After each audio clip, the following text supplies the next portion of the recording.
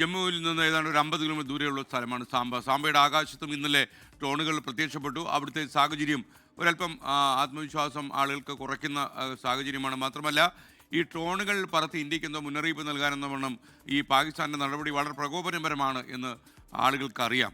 സാംബയിൽ നിന്നാണ് ശ്രീനാഥ് ചന്ദ്രൻ നമുക്കൊപ്പം ചേരുന്നത്. ശ്രീനാഥ് ചന്ദ്രൻ, സാംബയിലെ ഈ പ്രഭാതം അശാന്തിയുടേതാണ് എന്ന് നമുക്ക് പറയാൻ കഴിയുമോ?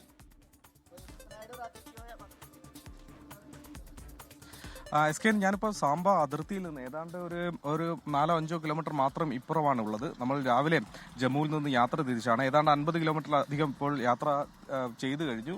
ഇതിനടുത്ത് തന്നെയാണ് ഒരു ദൂരദർശൻ കേന്ദ്രമൊക്കെ ഉണ്ട്.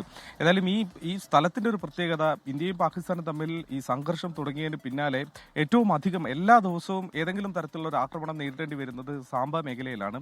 ഈ വെടിനിർത്തൽ കരാർ യാഥാർത്ഥ്യമായതിനു ശേഷവും ഈ തരത്തിലുള്ള ആക്രമണം ഇവിടെ നടന്നു എന്നതാണ് മനസ്സിലാക്കുന്നത്. ഇന്നലെ പോലും നിരവധി ഡ്രോണുകൾ ഇവിടെ എത്തി. ഏറ്റവും കൂടുതൽ ഡ്രോണുകൾ എത്തി, ഏറ്റവും കൂടുതൽ ബുദ്ധിമുട്ടുകൾ ഉണ്ടായതും ഇവിടെയാണ്. ഇവിടെ ഒരു കടയിലെ ആളുണ്ട്. അദ്ദേഹത്തോട് ചോദിക്കും. അദ്ദേഹം ഇന്നലെ രാത്രി ഈ സംഭവങ്ങളൊക്കെ കണ്ട ആളാണ്. बस फायर हो रहे थे, ड्रोन चढ़े हुए थे। कितने ड्रोन? ड्रोन का पता नहीं, फायर बहुत हो रहा था। बहुत हो रहा था। हाँ, अच्छा, हर दिन होता है ऐसा? एक दिन छोड़ के हुआ था। ड्रोन तो रोज अड़ते हैं। वो बॉर्डर में क्या है सिचुएशन? अभी पता नहीं, बॉर्डर पे जाके ही पता चलेगा। नुकसान तो हुआ काफी लोगों का। शेलिंग वगैरह होता है क्या? हाँ, होता है, हो रहा था। तो इधर फायरिंग का साउंड सुना चल रहा था? हाँ, बहुत सुना है। वीडियो बनाई लोगों ने, बहुत सारे वीडियो चढ़ी हुई है। എത്ര ഡ്രോണുകൾ എത്തി എന്ന കാര്യത്തിൽ വ്യക്തതയില്ല. പക്ഷേ എന്നാൽ പോലും വെടിവെച്ചുകൾ കേൾക്കാമായിരുന്നു.